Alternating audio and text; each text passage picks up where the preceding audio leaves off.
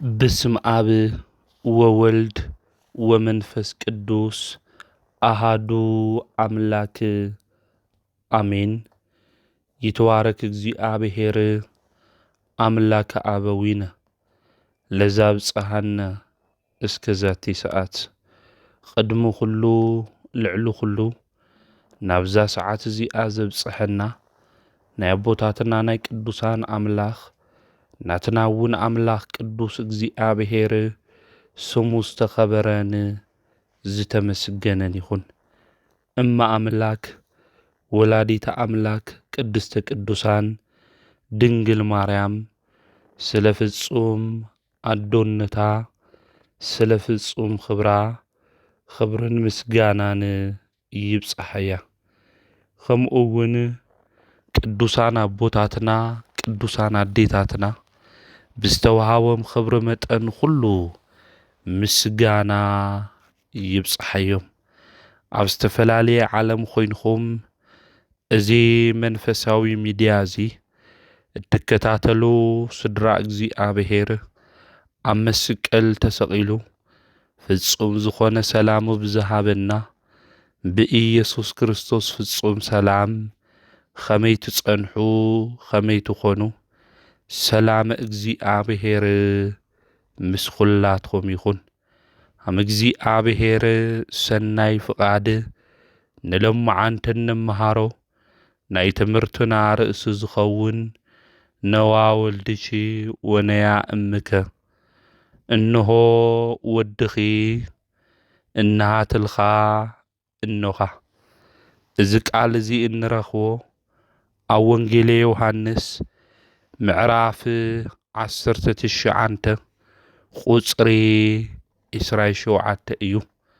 ናይዚ ቃል እዚ ተናጋሪ ንሽሙ ኣጸዋውዓ ክብሪ ምስጋና ይብጽሐዮ እሞ ጎይታና መድሓኒትና ኢየሱስ ክርስቶስ እዩ።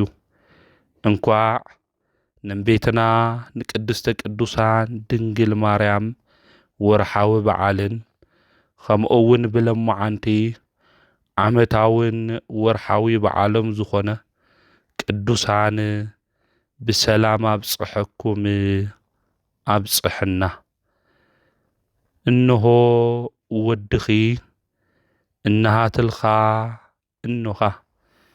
ጎይታና መድሓኒትና ኢየሱስ ክርስቶስ ንኩልና ቤዛ መድሓኒት ንክኾን ኣብ መስቀል ተሰቂሉ እዩ። ኣብ መስቀል ተሰቂሉ ካብ ዝተናገሮም ኣጽርሃ መስቀል ኢልና እንናገረሎም 7 እቲ ሓደ እዚ እዩ። ኣብ መስቀል ኮይኑ ካብ ዝተናገሮም ቃላት እቲ ሓደ ናይ ትምህርትና ርእሲ ዝገበርናዮ እዩ። መላኽና ቅዱስ እግዚአብሔር ብዚ ቃል እዚ ንህይወትና ዝጠቅም ንዓና ድማ ዝረብሕ ቃሉ ንከምህረና ቅዱስ ፍቃዱ ይኹነልና። ጎይታና መድሓኒትና ኢየሱስ ክርስቶስ ኣብ መስቀል ኮይኑ ካብ ዝተናገሮም ቃላት እቲ ሓደ እዚ እዩ። ጎይታ መድሓኒት ንሱ ኢየሱስ ክርስቶስ ንሕና ካብ ዘለዓለማዊ ሞት ካብ ባርነት ድማ ንከውፅአና ንሱ በጃ ኩላትና ኣብ መስቀል ተሰቂሉ እዩ። ጎይታ መድሓኒት ኢየሱስ ክርስቶስ ካብ ጲላጦስ ኣደባባይ እስካብ ቀራንዮ ኣብቲ ዘመን እሱ ዝነበሩ ብጣዕሚ ብዙሕ ዝኾነ መከራ ስቅያት ኣብጽሖምሉ እዮም። ቤትና ቅድስተ ቅዱሳን ድንግል ማርያም ሓደ ወዳ ዝኾነ መድሓኒት ንሱ ኢየሱስ ክርስቶስ እዚ ኩሉ መከራ ክበጽሖ እንተሎ ትምልከት እንተላ ዘብሰርኻኒ መልአክ ቅዱስ ገብርኤል ኣበይ እኒኤኻ? ዝሓለውኻኒ ሊቀ መላእክት ቅዱስ ሚካኤል ኣበይኒ ኢኻ ኣደይ ሃና ኣቦይ ያቄም እናበለት ቤትና ቅድስተ ቅዱሳን ድንግል ማርያም ዘጽናዕንዓ ኣብ ዘይብሉ ጊዜ ወለዳ ከምኡውን ዝሕልውዋ ዝነበሩ ዝለኣኽዋ ዝነበሩ ቅዱሳን መላእክቲ ትጽውዕ ነበረት። ወደይ እንታይ በዲልካ ኢኻ ዳኛ የለን ድዩ ወደይ ሕሙማን ፈዊስኻ ድውያን ድማ ክድሕኑ ጌርኻ ከምኡውን ምግብያ በርኪትካ ብሊዕኻ ብዙሕ ተኣምር ጌርኻ ናይ ህይወት ቃለ ምህርኻ እምበር ንሞት ዘብጽሕ በደል እንታይ ጌርካ ኢኻ እናበለት ድንግል ማርያም ትበኪ ነበረት። ጎይታ መድኃኒት ኢየሱስ ክርስቶስ ስጉኡ ተወዲኡ እዩ ብመግረፍቲ 6666 ግርፋት እዮም ገሪፎሞ እቲ መግረፋዊ ጫፉ ዝበዝልሑ ሓፃውንቲ ዘለዎ እዩ። ሓደ ሻዕ ክገርፍዎ እንተለዉ ስጋ ሒዙ እዩ ዝለዓል ነይሩ። ስለዚ ወዳ ብኸምዚ መልኪዑ ኩሉ ብደም ተሸፊኑ ገጹ ኩሉ ብደም ተሸፊኑ ስጉኡ ተወዲኡ ክትምልከቶ እንተላ ድንግል ማርያም ዓውና በለት በኸየት ዘጽናዕንዓ ማንም እየነበረን። ሓደ ወዳ ንከይቀትልዎ ኢላ ናብ ግብፂ ምድሪ ሒዛቶ ዝተሰደደት ወዳ ሓደ ወዳ ንሱ ኢየሱስ ክርስቶስ መከራ ክቕበል እንተሎ ድንግል ማርያም ተመልከተት። መስቀል ተሸኪሙ ንኹልና ምስ ኃጢአትና ምስ በደልና ዝተሸከመና ቅዱስ ኣቦ ንሱ ኢየሱስ ክርስቶስ ዘይደኽሞ ርሑስ ዕንጨቲ ኣሸኪሞሞ ግን ንዓና ከትንስእ ንሱ ናብ መሬት ወደቐ። እዚ ኩሉ መከራ ክበጽሖ እንተሎ ኣዲኡ ዝወለደቶ ድንግል ማርያም እናበኸየት ውሽጣ ድማ ብሓዘን እናነደደ ትርኢን ትምልከትን ነበረት። ናብ ቀራንዮ ድማ በጽሐ።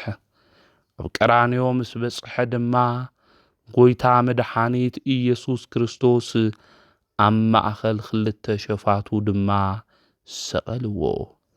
ቤትና ቅድስተ ቅዱሳን ድንግል ማርያም ካልኦት ዝኽተልዎ ዝነበሩ እቶም ዝተመረጹ ሐዋርያት እኳ ክብተኑ እንተለዉ ንሳ ግን ሓደ ወዳ ናበይ ክትሓድጎ ክስቀል እንተሎ ብመስማር ድማ ተሸንኪሩ ኣብ መስቀል ተሰቒሉ እናሃለወ ንሳ ዓይኒ ዓይኑ እናረኣየት ትበኪ ነበረት።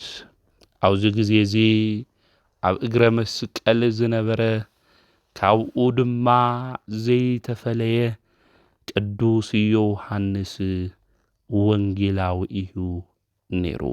እስካብ እግረ መስቀል ዝተኸተለ ንሕና እውን ብህይወት ዘመንና ኩሉ ከም ቅዱስ ዮሐንስ ከም ቤትና ድንግል ማርያም ክንኾን ይግብአና። ኣብ ትሕቲ መስቀሉ ቀራንዮ ንርኢ ጎልጎታ ንምልከታ ክንኾን ይግብአና። ኣብዚ ጊዜ እኮ ኃጢአት እንሰርሕ እንብድል እኮ ኣብ ቀራንዮ ዝተገበረልና ጉዳይ ስለ ዘይንዝክር እዩ።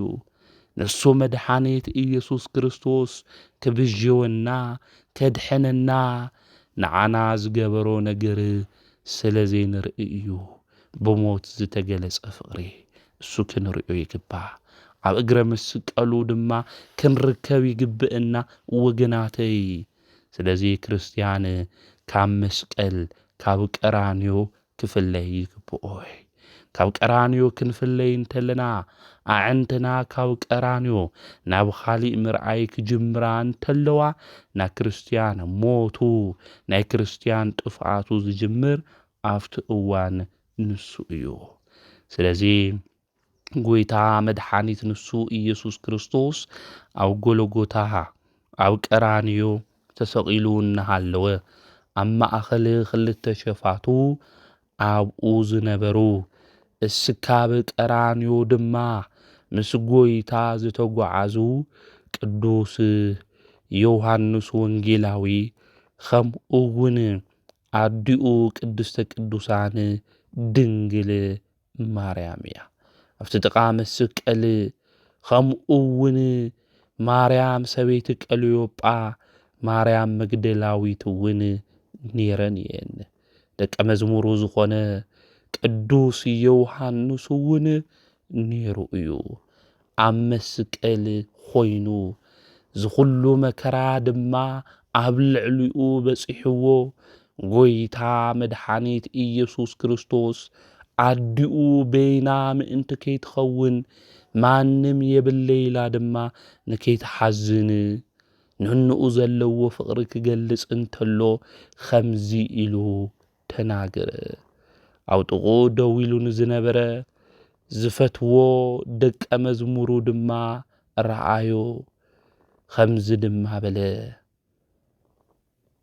እቲ ደቀ መዝሙሩ እኒሃትልካ እንኻ በሎ።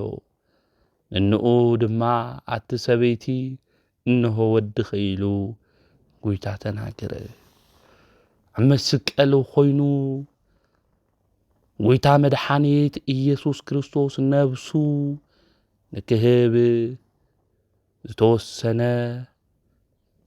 ሰከንዳው ዝቐረየሉ ጊዜ ንንኡ ተመልከተ።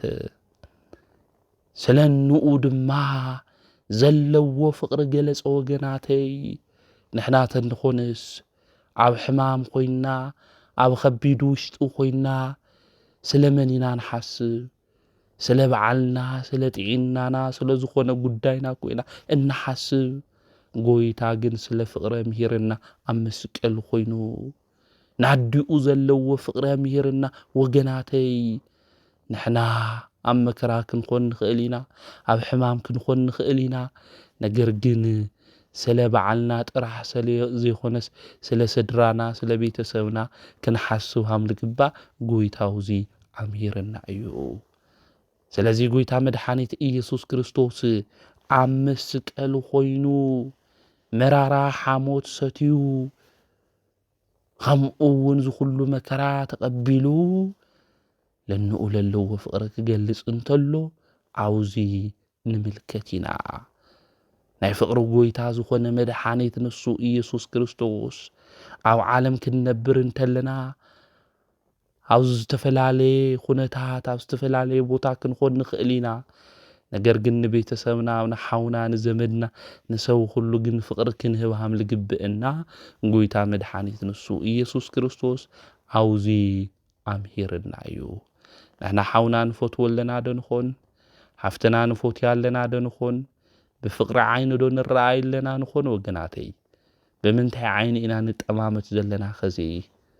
ብኽፍኣት ዓይኒ ዶ ወይስ ብፍቕሪ ዓይኒ ኢና ንረኣይ ዘለና? ሓውና ዘይንፈቱ ሓፍትና ዘይንፈቱ እግዚኣብሔር ኣምላክ ግን ይፈትወካ እየ ንብል እንድሕር ኮይንና ሓሸውቲ ምዃንና ቅዱስ መጽሓፍ ይነግረና እዩ። ዘይረኣኹሞ ኣምላኽኩም እግዚኣብሔር ይፈትዎ እየ ኢልኹም ዝረኣኹሞ ሓውኹም ትጸልኡ እንድሕር ኮይንኹም ሓሸውቲ ኢኹም ኢሉ እዩ ቅዱስ መጽሓፍ ዝነግረና ማለት። ስለዚ ንሪኦ ሓውና መጀመርያ ክንፈትዎ ይግብአና። ብስላሴ ኣምሳል ዝተፈጠረ ሓውና ሓፍትና ክንፈትዎም ይግብአና። ቀፂሉ ድማ ኣምላኽና ቅዱስ እግዚኣብሔር ንፈትወካ ንብሎ እንድሕር ኮይንና ትፍቕርና ተቐባልነት ከም ዘለዎ ቅዱስ መጽሓፍ ይነግረና የርድአና ማለት እዩ። ስለዚ ኣብ ኩልና ውሽጢ ናይ ፍቕሪ ህይወት ክህልወና ይግባእ ማለት እዩ።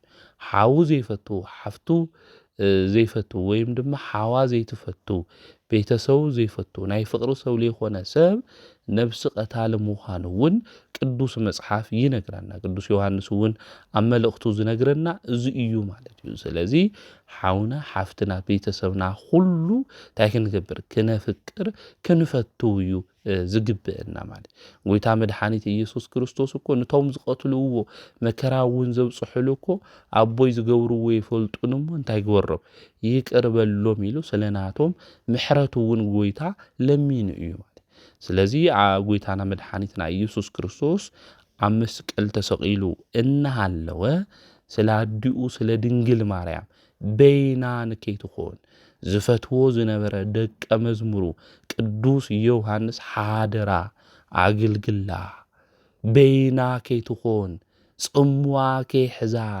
ከይትትክዝ ከይትቁዝም ከም ወዳ ኾይንኻ ኣገልግላ ሓደራ ኢሉ ንቅዱስ ዮሐንስ ጎይታ ሓደራ ሂብዎ እዩ ስለዚ ኣብ መከራ ኾይኑ ኣብ ጭንቂ ኾይኑ ኣፍታ ነፍሱ ካብ ስጉኡ ዝፈልየላ ኣብ ቅጽበት ሰዓታት ኾይኑ ጎይታና መድኃኒትና ኢየሱስ ክርስቶስ ልንኡ ለለዎ ፍቕሪ ኣብ ዘርዲእና እዩ ነጊርና እዩ ማለት እዩ ቀጺሉ እውን ጎይታና መድኃኒትና ኢየሱስ ክርስቶስ እንሆ ወድኺ ከምኡ እውን እንሃትልኻ እኖኻይሉ ጎይታ ክናገር እንተሎ ንቅዱስ ዮሐንስ ኣዲኡ መን ምዃና ይፈልጥ እዩ ኣዲኡ ማርያም ባፍልያ ምዃና ቅዱስ ዮሐንስ ይፈልጥ እዩ ግን ጎይታ መድኃኒት ኢየሱስ ክርስቶስ ንቅዱስ ዮሐንስ እንሆ ወድኺ ኢሉ ንቤትና ድንግል ማርያም ከምኡ እውን ንቅዱስ ዮሐንስ እንሃትልኻ እኖኻይሉ ዝናገሮ ዘሎ ንምንታይ እዩ እንድሕሪልና ቅዱስ ዮሐንስ ቁጽረ ገጽ እናበልና ኢና ንጽውዖ ብዙሕ ሽም እዩ ዘለዎ ቅዱስ ዮሐንስ ወንጌላዊ ጎይታ ይፈትዎ ዝነበረ ደቀ መዝሙር ከምኡ እውን ታኦሎጎስ ብብዙሕ ሽም ቅዱስ ዮሐንስ ንጽውዖ ኢና ናብቲ ሓደ ሽሙ ቅዱስ ዮሐንስ ቁጽረ ገጽ ኢልና ኢና ንጽውዖ ቅዱስ ዮሐንስ ቁጽረ ገጽ ኢልና ንምንታይ ንጽውዖ እንድሕር ኢልና ናብ ጎይታና መድኃኒትና ኢየሱስ ክርስቶስ ዝበጽሖ መከራ ብምሉኡ ቅዱስ ዮሐንስ ብዓይኑ ርዩ ነይሩ ቅዱሳት መጻሕፍቲ ኣብ ልዕሊኦም ካብ ዝተጻሕፈ ናይ ክርስቶስ መከራ ኣብ ቅዱስ ዮሐንስ ልቦና ዝተሰኣለ ናይ ክርስቶስ መከራ ብዙሕ እዩ ኢሎም ሊቃውንተ ቤተ ክርስቲያን ይነግሩና እዮም ማለት ስለዚ ቅዱስ ዮሐንስ ሕድሕድ መከርኡ ናይ ክርስቶስ ልበጽሖ ዝተመለከተ ዝረአየ እዩ ማለት ስለዚ ቅዱስ ዮሐንስ ገጹ ታይሆ እዩ ነይሩ ዝተቋጸረ እዩ ነይሩ ማለት እዩ ገጹ ዘይፍታሕ እንውለ ሰብደን ሃምኡ እዩ ነይሩ ቅዱስ ዮሐንስ ማለት እዩ እና ቅዱስ ዮሐንስ ብህይወት ዘመኑ 1,000 እዩ ስሒቁ ኣብ 70 ዓመት ውሽጢ 1,000 እዩ ስሒቁ ኢሎም እዮም ሊቃውንቲ ቤተ ክርስቲያን እውን ዝነግሩና ማለት ነዚ ቅዱስ ዮሐንስ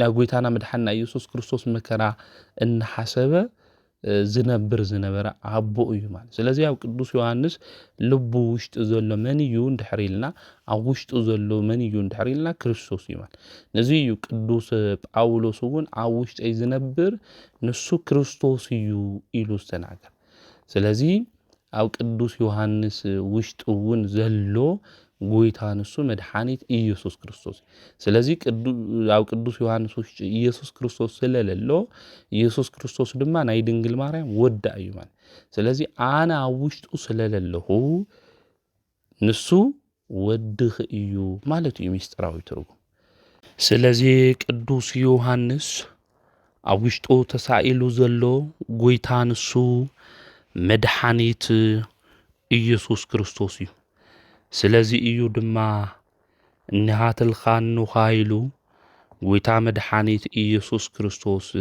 ዝተናገረ ጎይታ ንሱ መድኃኒት ኢየሱስ ክርስቶስ ኣብ ውሽጥና እንድሕር ሃልዩ እምቤትና ቅድስተ ቅዱሳን ድንግል ማርያም ኣዶ ኾይና ከም ትብሃወና ክንፈልጥ ክንርዳእ ይግብአና ጎይታ ንሱ መድኃኒት ኢየሱስ ክርስቶስ ምሳና ውሽጥና ንክነብር ድማ ስጉኡን ደሙን ክንበልዕን ክንሰቲን ይግብአና ናይ ዘላለም ሕይወት እንወርሰሉ ጉዳዩውን ንሱ ስለ ዝኾነ ስለዚ ጎይታ መድኃኒት ኢየሱስ ክርስቶስ ብጸጋ ኣብ ውሽጥና ንክሓድረና ብምግባር ብሃይማኖት ጸኒዕና ቅዱስ ስግኡ ክቡር ደሙ ክንበልዕ ክንሰቲ እንተለና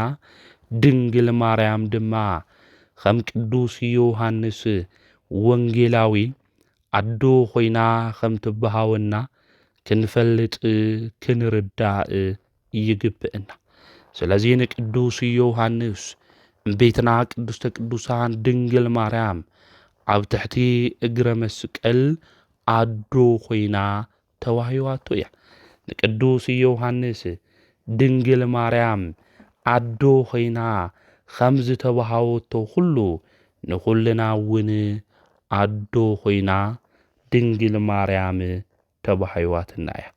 እዛ ኣዶ እዚኣ እመ ኩልነ ኢልና እንጽውዓ ኣዴና እያ ድንግል ማርያም። እዛ ኣዶ እዚኣ ቅድስተ ቅዱሳን ንጽሕተ ንጹሓን ድንግል ማርያም ቅዱስ ገብርኤል ተፈሲሒ ፍስሒት ኦ ምልእተ ጸጋ ኢሉ ዘመስገና ኣዶ ጎይታ እያ። እዛ እምቤትና ቅድስተ ቅዱሳን ድንግል ማርያም ቅዱስ ገብርኤል ካብ ሰማይ ተላኢኹ ካብ እግዚኣብሔር ተላኢኹ ዘመስገና እያ።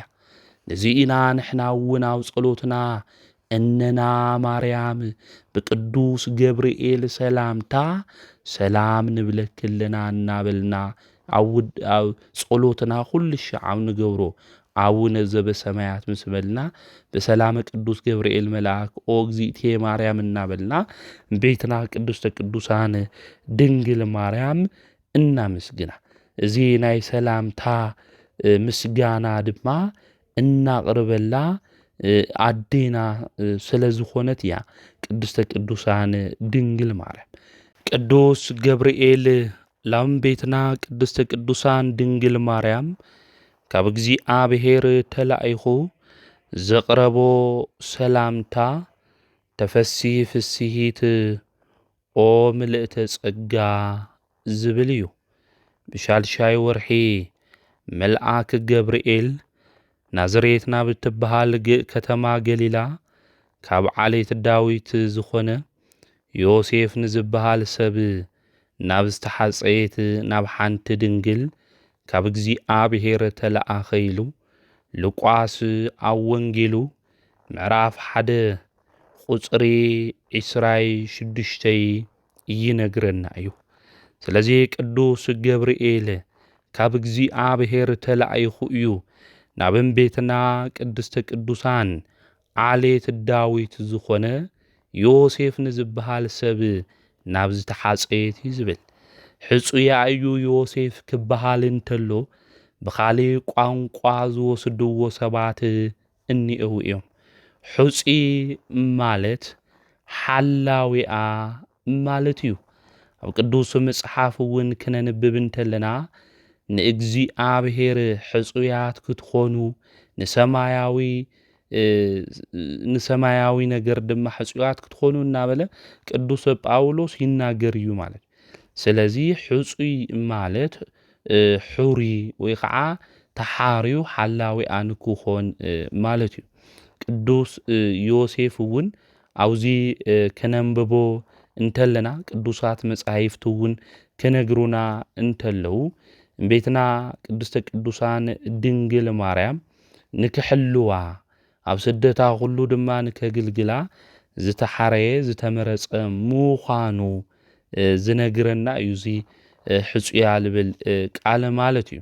ዮሴፍ እውን ትውልዱ ክንሪኦ እንተለና ናይ ቤትና ናይ ድንግል ማርያምና ናዩ ትውልዲ ክንርኢ እንተለና ስድራ ቤተሰብ ምዃኖም እውን ቅዱስ መጽሐፍ ይነግረን አውዝ ግን ሕጹያ ዝተባሃለሉ ምክንያት ለምንታይ እዩ ተተባሂሉ ጎይታና መድኃኒና ኢየሱስ ክርስቶስ ወዲ ዳዊት ወይ ከዓ ዓሌት ዳዊት ተባሂሉ ንክቁፀር ክቁፀር ተሎ ድማ ብሰበይቲ ክቁፀር ይኽእል ብወዲ ኢሉ ቁፀር ኣብ ወንጌል ማቴዎስ እውን ምዕራፍ 1 ክነንብብ እንተለና ክቁፀር እንተሎ ጎይታና መድኃኒና ኢየሱስ ክርስቶስ እውን ናይ ትውልዱ ሓረግ ዮሴፍ ኢሉ ካብኡ ቤትና ቅዱሰ ቅዱሳን ድንግል ማርያም ወዳ ኢየሱስ ክርስቶስ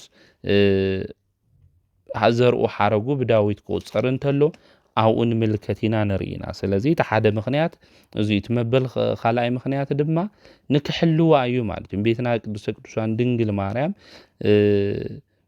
ሰቂላ ፀኒሳ ተትርከብ ነራ ሰባት እንታይ ክብሉ ነይሮም እዚኣ ብዘይካ ሰብኣይ ፀኒሳ ተረኺባ ኢሎም ቅጥቅጥዋ ነይሮም ብእምኒ ማለት እዩ እና ካብቲ ፈተናሱ ካብቲ መከራሱ ንከድሕናይ ዮሴፍ ሕጹያ ተትኾን ነይሩ ለድንግል ማርያም ከምቲ ካሊእ ልውልዎ ተትኾን ነይሩ ድንግል ማርያም ቀፂላ ዝተናገረቶ እኮ ክትፀንሲ ኢኺ ክብላ እንተሎ እቲ መልአክ መፅኡ ኣነ ሰብኣይ ኣይፈልጢ እዚ ነገር እዚ ከመይሉ ይኸውን ኢላ እኮ ተናጊራ ሕጹያ ተትኾን ነይሩ ከምቲ ንሕና ንብሎ ሓደ ሓደ ሰባት ልውልዎ ማለት እዩ ተትኾን ነይሩ ሕጹይ ልብል ቃል ሃሜለ ሰብኣይ ይፈልጥ ኢላ ድንግል ማርያም የትናገሪ ነይራ ማለት እዩ ስለዚ ዮሴፍ ሕጹያ ኮይኑ ተመረፀሉ ብዓሌት ዳዊት ንክቁፀር ብጓል ምቁፃር ስለይከኣል ብኡ ንክቁፀር ቤተሰባ ስለዝኾነ እዩ ካልኣይ ድማ ንከግልግላ እዩ ምን ቤትና ቅዱሳን ድንግል ማርያም ናብ ስደት እያ ትኸድ ከዚ ለለናዮ ግዜ እውን ናይ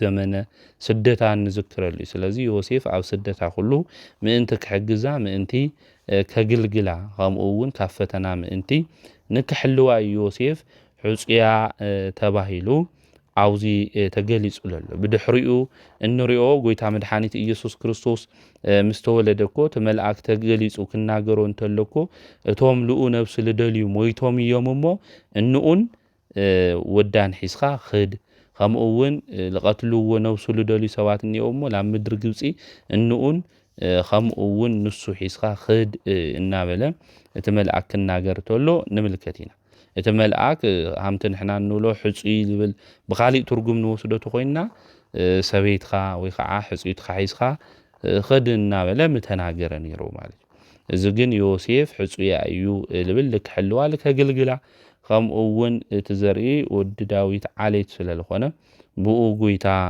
ንክቁፀር ምዃኑ ክንፈልጥ ክንርዳእ ይግብአና ማለት ስለዚ እቲ መልአክ ናብኣ መፂኡ ኦ ምልእተ ጸጋ ደስ ይበልኺ ኢልዋ ተፈሲ ፍሲት ኢሉ እቲ መልአክ እሱ ኣመስጊንዋ እዩ ማለት እዩ እና ኣብ ዓለም ውሽጢ ሓጎስ የነበረ ንሕና ሞት ተፈሪድና ንዘመናት እናበኸና ኢና ንነብር ነርና ብሰብ ማእገር ተሸኪሞምና ድማ ናብ መቃብር ክንወርድ ዝተፈረደልና ብጉስቁልና ውሽጢ ኢና ነርና ማለት እዩ ቤትና ቅዱሰ ቅዱሳን ድንግል ማርያም ግን ምልእተ ጸጋ ደስ ይበልኺ ኢሉ ተመልአክ እሱ ዘሚርላ እዩ አውዚ ብብኽያት ዝተኸበበት ዓለም ናይ ደስታ መፍሰሲ ኮይና ዝተረኸበት እምቤትና ቅድስተ ቅዱሳን ድንግል ማርያም እያ ንሕና ብሂዋን ምክንያት ናባና መርገም መፂና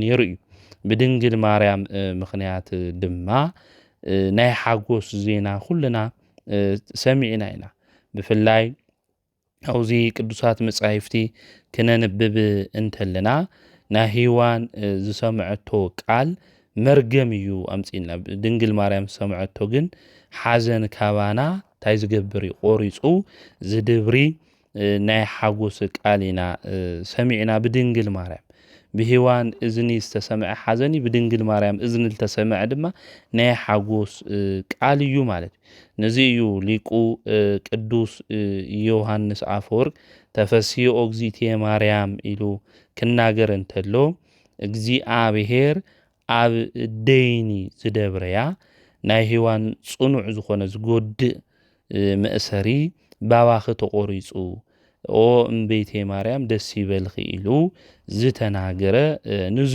እዩ ማለት ስለዚ ብሂዋን ምክንያት ሰምዐቶ ቃል ሞት እዩ መፅኡ ድንግል ማርያም ግን ህይወት ዝኾነ መድኃኒትና ቅዱስ ገብርኤል ሰላምታ ሰሚዓ መድኃኒት ዝኾነ ጎይታ መድኃኒት ኢየሱስ ክርስቶስ ወሊዳትልና እያ ንዚ እዩ ኣብ ቅዱሳት መጻሕፍቲ እውን ክናነብብ እንተለና ተፈሲ ፍሲት ዝብል ቃል እውን ብተደጋጋሚ እንረኽቦ ማለት እዩ። ሊቁ ቅዱስ ኤፍሬም እውን ናይ ቅዱስ ገብርኤል ሰላምታ መሰረት ገይሩ ተፈሲሒ ኦ ቤተልሔም ሃገሮም ለነቢያት ናይ ነቢያት ዓዶም ዝኾንኺ ቤተልሔም ደስ ይበልኺ ተፈሲሒ ኦ ወላዲተ እግዚእ ሓሴቶም ለመላእክት ናይ መላእክት ሓጎሶም ተድልኦም ዝኾነ ጎይታ ዝወለድኺ ደስ ይበልኺ እናበለ ናይ ኩልና አንደበት ወኪሉ ቤትና ድንግል ማርያም ዘመስገና ኣብ ናይ ሶኒ ውዳሴ ማርያም ማለት ቅዱስ ኤፍሬም እውን ጎይታ ንሱ መድኃኒት ኢየሱስ ክርስቶስ ነፍሲ ስጋ ካባኺ ወሲዱ ዓለም ኩሉ ከም ዘድሐነ እናበለ ናይ አዳም መርገም ናይ ኩልና መርገም ድማ ካባና ዘወገደልና መድኃኒት አማኑኤል ንሱ ወሊድኺ ኢኸ እናበለ ዘመስገና ንዚ እዩ ማለት እዩ። ቅዱስ ያሬድ ባሕረ ጥበባት እውን ለቤትና ቅድስተ ቅዱሳን ድንግል ማርያም ከምስግና እንተሎ ይእቲ ማርያም እምነ ወእሙ ለእግዚእነ ደመና ብሩህ ዘከለላ መልአክ በሰላም ተናገራ ተፈሲሒ ፍሲት ብሩክት አንቲ እማንእስት ብሩህ ደመና ዝጋረዳ ንስኺ ደስ ይበልኺ ካብ አንስቲ ኩሉ ተፈሊኺ ፍሲሂት ወይ ከዓ ብሩክቲ ኢኺ ኢሉ መልአክ ብሰላም ዘነጋገራ ናይ ጎይታ እኖ ማርያም ናይ ኩልና እኖ ብምባል ንድንግል ማርያም አመስጊንዋ እዩ ማለት። ስለዚህ ቤትና ቅዱሰ ቅዱሳን ድንግል ናይ ኩልና አዶ ዝኾነት ናይ ሓጎስ ወይ ከዓ ናይ ደስታ መፍሰሲት ንሳ ቅዱሰ ቅዱሳን ድንግል ማርያም እያ ማለት እዩ። ነዚ እዩ እውን ቅዱስ ገብርኤል መጺኡ ለቤትና ቅዱሰ ቅዱሳን ድንግል ማርያም ተፈሲ ፍሲት ኦ ምልእተ ጸጋ ኢሉ ተናገራ። ቅዱስ ድንግል ማርያም እውን በመልአክ ብስራት በግብረ መንፈስ ቅዱስ ቃለ እግዚአብሔር ወልድ ምጸነሰት ታቢዮ ነፍሴ ለእግዚአብሔር ወተሐሴ መንፈሴ በአምላኬ ወመድኃኔ ነፍሴ ጎይታ ተኽብሮ መንፈሴ በአምላኬ በመድኃኒቴ ሐሴት ትገብር ኢላ ደስታ እውን ዝገለጸት ንዚ እዩ ማለት እና ድንግል ማርያም ናይ ኩልና ደስታ እያ ናይ ደቂ ሰባት ሁሉ ሓጎስ ደስታ እያ ማለት ብድንግል ማርያም ገይሩ ናብ ኩልና ድማ ዝሓጎስ ዝበጽሕ እዩ። ስለዚህ ናይ ደስታ መፍሰሲት ኢልና እንጽውዓ ንዚ እዩ ኣብ ጸልማት ውሽጢ ዝነበርና በብርሃን ሁሉ ልክንመላለስ ዝገበረትና ናይ ደስታ መፍሰሲት ናይ ጎይታ አዶ ንሳ ቤትና ቅዱሰ ቅዱሳን ድንግል ማርያም መጽሐፍ ቅዱስ እውን ስለዚ ሓጎስ እዚ ናይ ፍጥረታት ሁሉ ምብጽሑ ክገልጽ እንተሎ ጎይታ ክውለድ እንተሎ ኣብ ጸልማት ውሽጢ ዝነበሩ ጓሶት መልአክ እግዚአብሔር ንህዝቡ ሁሉ ዝኾን ዓውይ ሓጎስ ናይ ብስራት ክነግረኩም እየ ትፍርሑ ኢሉ ተናጊሩ እዩ ማለት። ስለዚህ ንህዝቡ ሁሉ ዝኾን ዓውይ ሓጎስ ናይ ብስራት ክነግረኩም እየ ኣይትፍርሑ ኢሉ ተናጊሩ። ስለዚህ ንህዝቡ ሁሉ ዝኾን ዓውይ ደስታ ወይ ከዓ ብስራት ተገሊጹ እዩ ማለት እዩ። ንዚ እውን የትፍርሑ ተባሂሎም ቅዱስ ጳውሎስ እውን ናይ ድንግል ማርያም ልቢ ብደስታ ብሓጎስ ዝመልአ ምዃኑ ክርስቶስ ድማ ናይና ሓጎስና ምዃኑ ክገልጽ እንተሎ ኩሉ ሻዕብ ጎይታ ደስ ይበልኩም ደጊመ ይብለኩም ኣለኹ ደስ ይበልኩም ብምባል ጽሒፍልና እዩ ቅዱስ ጳውሎስ ማለት እና ግዜ ሓልፍ ሃፍቲ ውዳ መልክዕ እውን ይረግፍ ስልጣን ይውሰድ እዩ ግድወት እውን ይደክም ጎይታ ግን ንዘለዓለም ይነብር። ስለዚህ ብጎይታ ደስ ይበልኩም ብዘይ ውዳ ብዘይ ልወጥ ደስታ ወይ ከዓ ሓጎስ ደስ ይበልኩም ኢሉ ዝተናገረ ንዚ እዩ። ቅዱስ ኤፍሬም ናይ ድንግል ማርያም ደስታ ናይ ኩሉ ሰው ሓጎስ ደስታ ምዃኑ ተጽሕፍ እንተሎ ተፈሳ ወታሴ ኦ ዘመደ እጓለ እምሕያው እስመ አፍቀሮ እግዚአብሔር ለዓለም ወመጣው ወልዶ ዋህደ ከመይሄው ኩሉ ከመይሄው ዘአምን በቱ እስከ ለዓለም ብኡ ዘአምን ሁሉ እስካብ ዘለዓለም ዝበጽሕ ወዱ ሂው እዩ እስካብ መሃብ ዓለም ሁሉ ድማ ፎትዩ እዩ ወዲ ሰው ሁሉ ደስ ይበልኻ ነበለ ዝናገር ንዚ እዩ ማለት ተትፌሳ ወተታሰ ኩሉ ነፍሳተ ሰብ እንውለውን ለዚ እዩ ማለት ወዲ ሰው ሁሉ ብፍጹም ደስ ይበልኻ እናበልና ኣብ ውዳሴ ማርያም ሁሉ ሻዕኒ ደግሞውን ንዚ ምዃኑ ክንፈለጥ ክንርዳእ ይግም። ስለዚህ እምቤትና ቅዱሰ ቅዱሳን ድንግል ማርያም ናይ ደስታ መፍሰሲት ስለዝኾነት ተፈሲ ፍሲት ኦ ምልእተ ጸጋ ኢሉ ቅዱስ ገብርኤል ልምቤትና ድንግል ማርያም ኣመስጊንዋ እዩ ማለት ስለዚ ከም ቅዱስ ገብርኤል ንሕና እውን ልምቤትና ንድንግል ማርያም ደስ ይበልኺ ተፈሲ ፍሲት እናበልና ነመስግን ኢና ከምኡ ዘይብል ሰብ ግን በአዳም ዝተወሰደና ተድላ ነፍስ በክርስቶስ ዘይተመለሰሉ ጥራሕ እዩ ክኾን ልኽእል ማለት ጎይታ ንሱ መድኃኒት ኢየሱስ ክርስቶስ ግን ናይ ነፍስና ሓጎስ ኩሉ መሊስልና እዩ ስለዚ ቤትና ቅዱሰ ቅዱሳን ድንግል ማርያም ደስ ይበልኺ እናበልና ናይ ተሓጎስ እሱ ናይ ተደስታሱ ተኻፈልቲ ክንኾን እዩ ዝግብእና በቅዱስ ገብርኤል ሰላምታ ድማ ደስ ይበልኺ እናበልና አዴና ቅዱሰ ቅዱሳን ድንግል ማርያም ከነመስግና እዩ ዝግብእና ቀፂሉ ቅዱስ ገብርኤል ጸጋ ዝተመልኦኪ ኦ ምልእተ ጸጋ ኢሉ እዩ ቅዱስ ገብርኤል ተናጊሩ ማለት ስለዚ እቲ መልአክ ጸጋ እግዚአብሔር ምሳኽ እዩ ኢሉ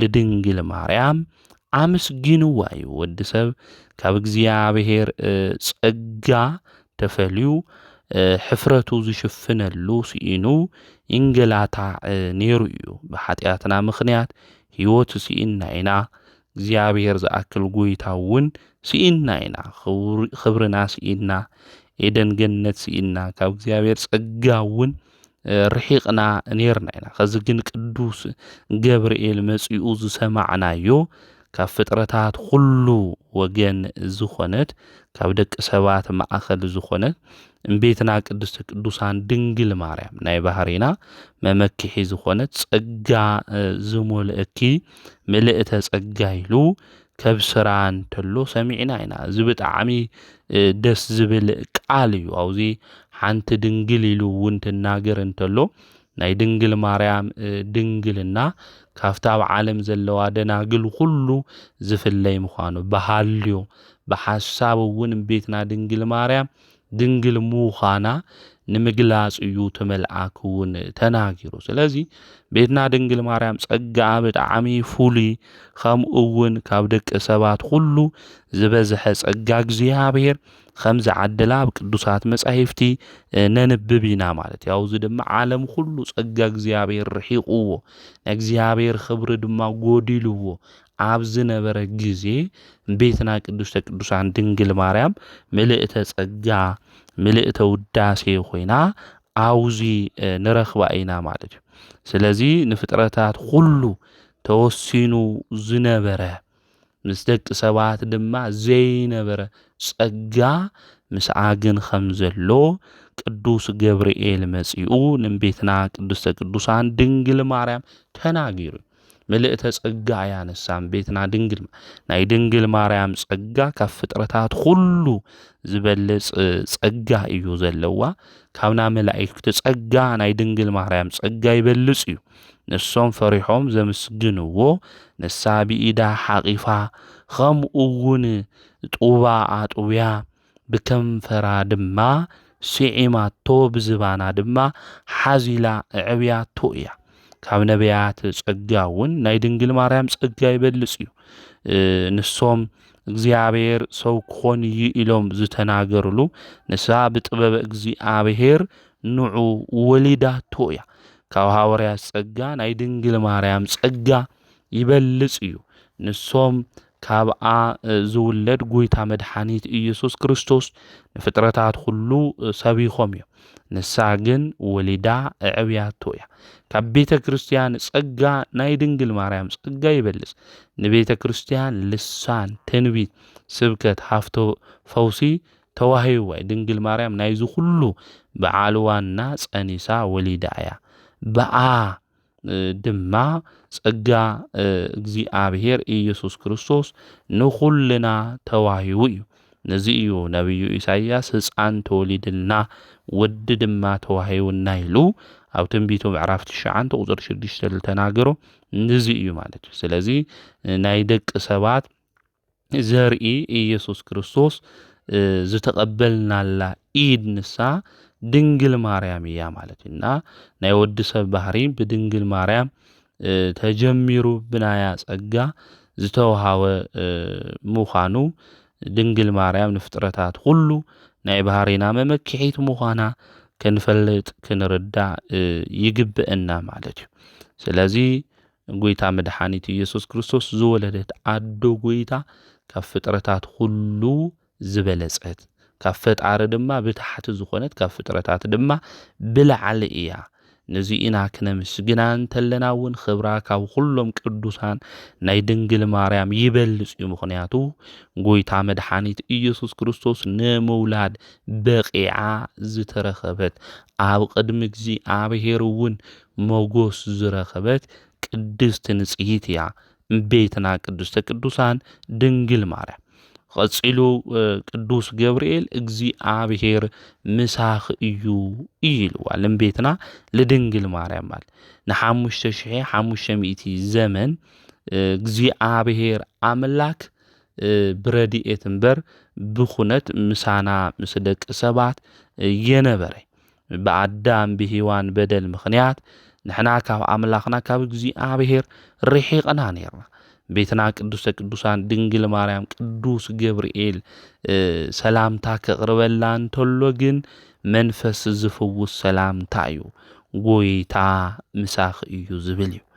አካል ዘእም አካል ባህሪ ዘእም ባህሪ ከአብ ዝተወለደ ወልድ ካብ ድንግል ማርያም ድማ ነፍስን ስጋ ነሲኡ ስለ ዝተወለደ እግዚአብሔር ብዝተፈለየ ኩነታት ካብ ምስ ድንግል ማርያም ነበረ። ስለዚህም ቤትና ቅዱሰ ቅዱሳን ድንግል ማርያም ናይ ሰላምታ ቃል ዝተነገረ ንዓና እውን ምዃኑ ክንፈልጥ ክንርዳእ ይግበና። ስለዚ እግዚአብሔር ምሳኽ እዩ ደስ ይበልኺ ዝብል ሰላምታ ቅዱስ ገብርኤል ለድንግል ማርያም ተናጊሩዋ እዩ ማለት እዩ። እናም ቤትና ቅድስተ ቅዱሳን ድንግል ማርያም እውን ዝወለደቶ አማኑኤል አማኑኤል ማለት እግዚአብሔር ምሳና ኾነ ማለት እዩ። ስለዚ ንሕና ብሽሙ ብእግዚአብሔር እንእከብ ሁሉ እውን እስካብ ዓለም ፍጻመ እግዚአብሔር ምሳና ምዃኑ ኣብ ቅዱሳት መጻሕፍቲ ባዕሉ ጎይታ መድኃኒት ኢየሱስ ክርስቶስ ተናጊሩ እዩ ማለት እዩ። ስለዚ ዝብስራት ለድንግል ማርያም ምንጋሩ ናይ ባህሪና መመክሒት ዝኾነት እምቤትና ድንግል ማርያም ዝብስራት እዚ ንዓና እውን ምዃኑ ፈሊጥና ኣብ ጸሎትና ሁሉ እምቤትና ቅድስተ ቅዱሳን ድንግል ማርያም በቅዱስ ገብርኤል ሰላምታ ሰላም እብለክለኹ ኣዶ ጎይታ ድንግል ማርያም ተፈሲ ፍስሂት እግዚአብሔር ድማ ምሳኽ እዩ እናበልና ድንግል ማርያም ክነምስግን እዩ ዝግብአና። ቅዱስ ኤፍሬም እውን ዓብይ ውእቱ ክብር ዘተውህበ ለከ ኦ ገብርኤል መልአክ ዜናዊ ፍስሐ ሰበከ ለነ ልደተ እግዚእ ዘመጽሐቤነ ናባና ዝመጸ ናይ ጎይታ ልደት ዝሰበኻልና እዩ። ስለዚ ቅዱስ ገብርኤል ናባና መጽኡ ናይ ጎይታ ልደት ታይጌርልና እዩ ሰቢኽልና እዩ ማለት እዩ።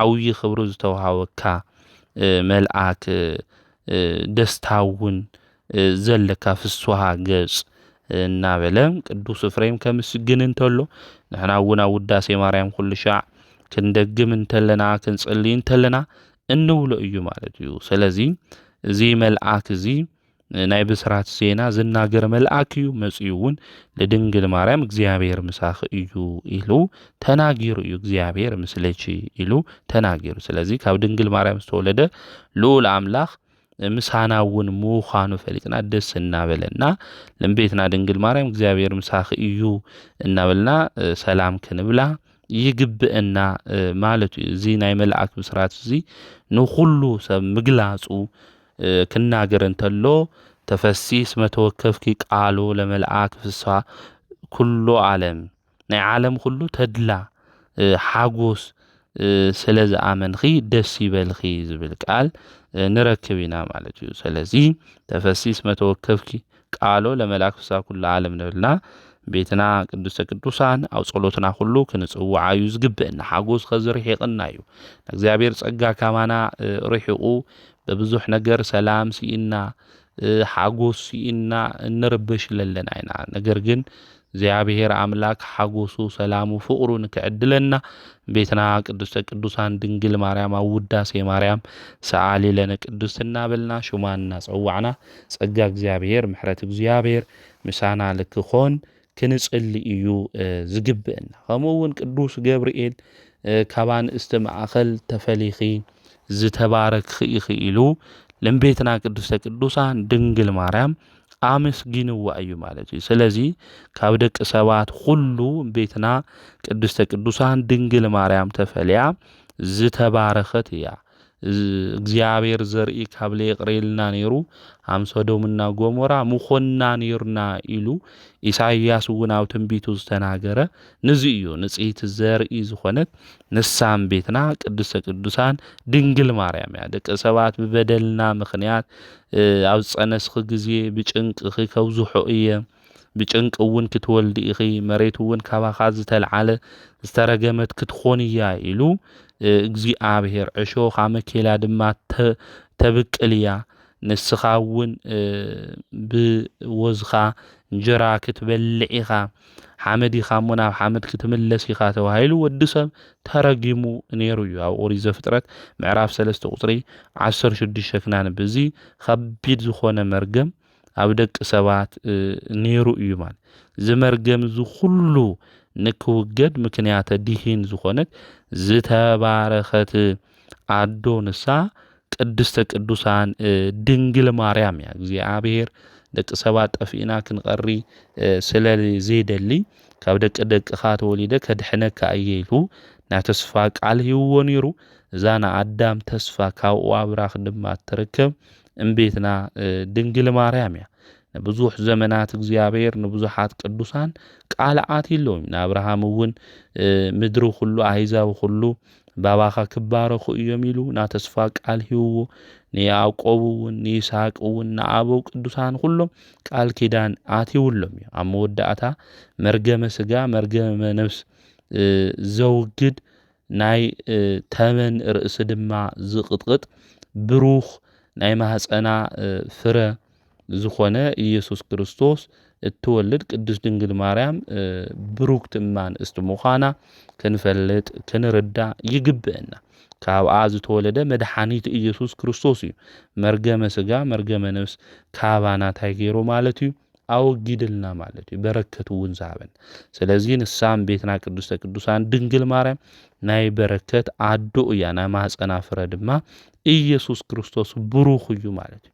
ነዚ ናብ ሉቃስ ወንጌል ምዕራፍ 1 ቁፅሪ 42 እውን ናይ ማህፀንኺ ፍረ እውን ብሩኽ እዩ እናበልና እናምስግን ንዚ ምዃኑ ክንፈልጥ ክንርዳእ ይግብአና ማለት እዩ። ስለዚ ዝባረኸና ከምኡ እውን ብሰማያዊ ቦታ ብበረከት መንፈሳዊ ዝባረኸና ንሱ ጎይታና መድሓኒትና ኢየሱስ ክርስቶስ ምዃኑ ክንፈልጥ ክንርዳእ ይግብአና። ስለዚ ኩልና ምእመናን ቤትና ቅድስተ ቅዱሳን ድንግል ማርያም ትምክህተ ኩልነ ድንግል ማርያም ወላዲተ ኣምላክ እናበልና ናይ ኩልና መመክሒ ዝኾነ ድንግል ማርያም ክንፈትዋ ክነኽብራ ክነውድሳ እዩ ዝግብአና። መርገምና ኩሉ ካባና ንክውገድ መድሓኒት ዝኾነ ኢየሱስ ክርስቶስ ዝተሸከመቶ ከምኡ እውን ተሸኪማቶ ካብ ዓዲ ናብ ዓዲ ዝተሰደደት ንሳ ቤትና ቅድስተ ቅዱሳን ድንግል ማርያም እያ እሞ ኣብ ጸሎትና ሁሉ ሰዓሊ ለነ ቅድስት እናበልና ኣዴና ቅድስተ ቅዱሳን ድንግል ማርያም ክንጽውዓ ይግብአና ማለት እዩ። ስለዚ እነና ማርያም ብቅዱስ ገብርኤል ሰላምታ ሰላም ይብለኪ እንብሎ ተፈሲ ፍሲት ኦም ለተጸጋ እናበልና እግዚአብሔር ምስለች እናበልና እንጽውዓ ዛ ኣዴና ቅድስተ ቅዱሳን ድንግል ማርያም እዚኣ እያ። ስለዚ ንቅዱስ ዮሐንስ ወንጌላዊ እኖ ኮይና ዝተዋሃበት ናይ ኩልና ኣዶ እምቤትና ቅድስተ ቅዱሳን ድንግል ማርያም እያ። ስለዚ ብህይወት ዘመንና ሁሉ የፍቱሕ ይዝወልና ብህይወት ዘመንና ሁሉ ዘጨንቁና ነገራት ሁሉ እምቤትና ቅድስተ ቅዱሳን ድንግል ማርያም ናይ ጭንቂ ሁሉ ኣማላዲት እያ። ለኣፀዊዕና ሽማ ሓፊርና ይንፈልጥ እሞ እምቤትና ቅድስተ ቅዱሳን ድንግል ማርያም ጸገመይ ረአይ ሽግረይ ረአይ መከራይ ሁሉ ረአይ እናበልና ምስ ወድኸ ምስ ኢየሱስ ክርስቶስ ድማ ኣማልድኒ ነገራተይ ሁሉ ክስተኻኸል ድማ ልክትገብርለይ እማ ኣምላክ መዝገበ ብርሃን ቅድስተ ቅዱሳን ድንግል ማርያም ይልምነካለሁና በልና እምቤትና ቅድስተ ቅዱሳን ድንግል ማርያም ሹማ ክንጽውዓ ይግብእና ጸልማት ዝኾነና ሁልና መዝገበ ብርሃን እያ እምቤትና ቅድስተ ቅዱሳን ድንግል ማርያም ሐቀኛ ዝኾነ ብርሃን ዝወለደት እያ። ስለዚ እቲ ሐቀኛ ዝኾነ ብርሃን መድኃኒት ኢየሱስ ክርስቶስ ዝወለደት ድንግል ማርያም ሹማ ክንጽውዓ እንተለና እመ ብርሃን ምስ ወዳ መጽያ ካብቲ ጸልማት ሁሉ ከተውግደና እትኽእል አዶ ምዃና ክንፈልጥ እዩ ዝግብአና ማለት እዩ። ስለዚ መዝገበ ብርሃን እመ ብርሃን